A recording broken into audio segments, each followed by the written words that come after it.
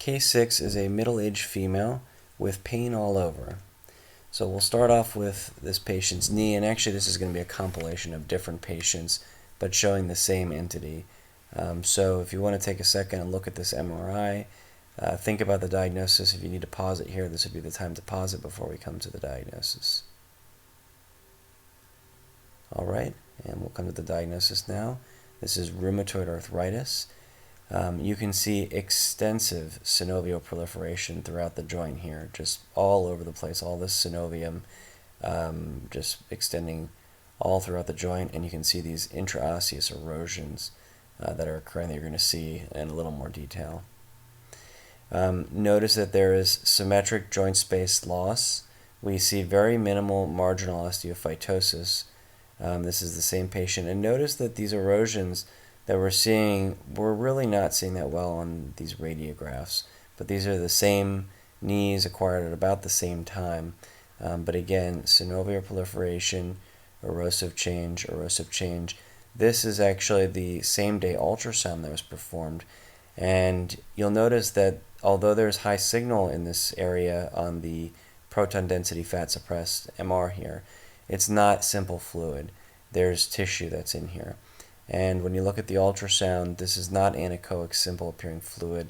This is synovial proliferation here. So this is the femoral side here, the tibial side here, and you can see there's an erosion here and an erosion here corresponding to these erosions that we're seeing on the MRI.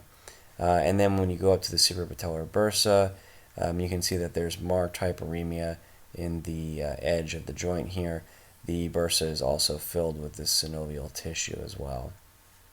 So why do we do the ultrasound?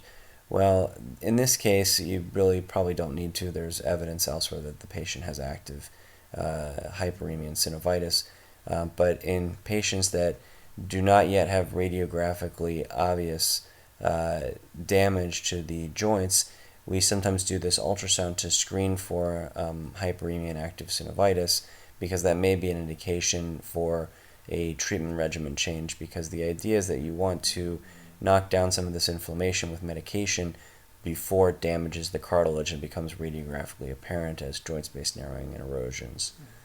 So this would be an example of what advanced rheumatoid arthritis of the knee may look like. This is a patient who presented, different patient, this is not the middle-aged patient, but presented with focal swelling of the third digit here. You can see radiographically the rheumatologist said that the patient had synovitis by clinical exam, and an MRI was performed, and you do see along the flexor tendon this synovial tissue similar to what we saw in the knee. There are some areas of more fluidy signal, but then there's this solid tissue. And so the question that came up was, this patient did have a known history of rheumatoid arthritis, and perhaps these are rheumatoid nodules, but was there a superimposed infection? Contrast was given, and you can see there's the enhancement of the sheath, and then there's synovial enhancement, solid synovial enhancement around the tendons here with the fluid sort of on the periphery here. So somewhat hard to see on the fluid-sensitive sequence, but you can see here that there's definitely synovial tissue that has proliferated in this sheath here. This was aspirated, there was no infection in there, everything was run for it, and ultimately the patient went on to surgery, and this was debrided, and the final pathology was rheumatoid nodules. These are some typical appearances of rheumatoid arthritis in the hands, and the wrists, and the feet, and in the hips. You see predominantly carpal, MCP, and PIP involvement, relatively sparing the DIP joints. There are some subluxations with ulnar deviation, extensive pancarpal joint space loss, erosive changes, ulnar styloid. Looking at the foot, you can see these periarticular erosions involved in the MTP joints. We don't really see the subtalar joint, but there's probably also involvement of the TMT joints as well. And then we see just extensive loss of the joint space in the hip here. We see acetabular protrusio.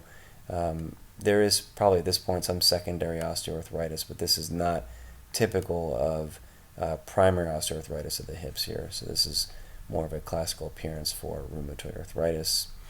And then in this case, we see a widening of the atlantodental interval here in this patient, and zoomed up.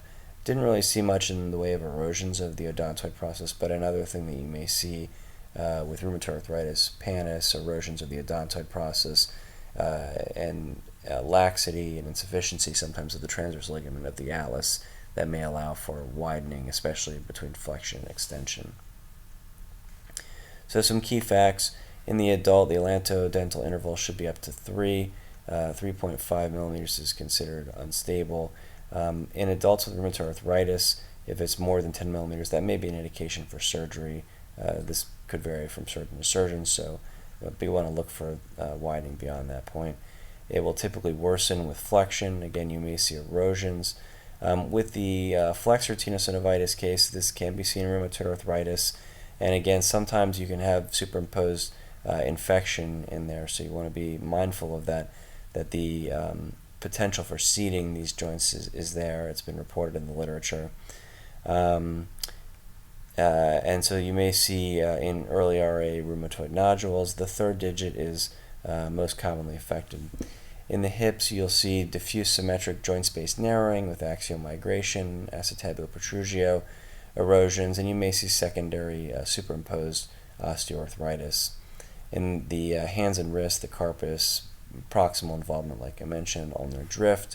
There are varying patterns of rheumatoid arthritis in the hands that have been described. You may see soft tissue swelling around the digits. You may see swelling from tenosynovitis, and commonly the extensor carpial nares may be involved and may cause ulnar styloid erosion. You may see carpal ligament injury as evidenced by carpal bone malalignment. You can see in the digits boutonniere deformities from injuries to the extensor apparatus and other things that may indicate capsular injury as well.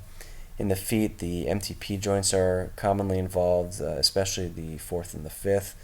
You may see lateral drift as the joints destabilize, and you can see TMT and subtalar joint involvement.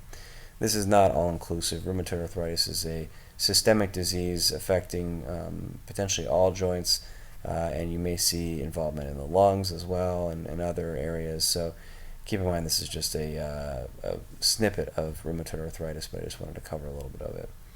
So I hope you enjoyed these cases. I'm going to try to put out more of these in preparation for board review. Hopefully these will be short, quick little bullet points to help you prepare for your exam and to help you when you need to review in practice. Thank you very much for your time and support, and I'll see you next time.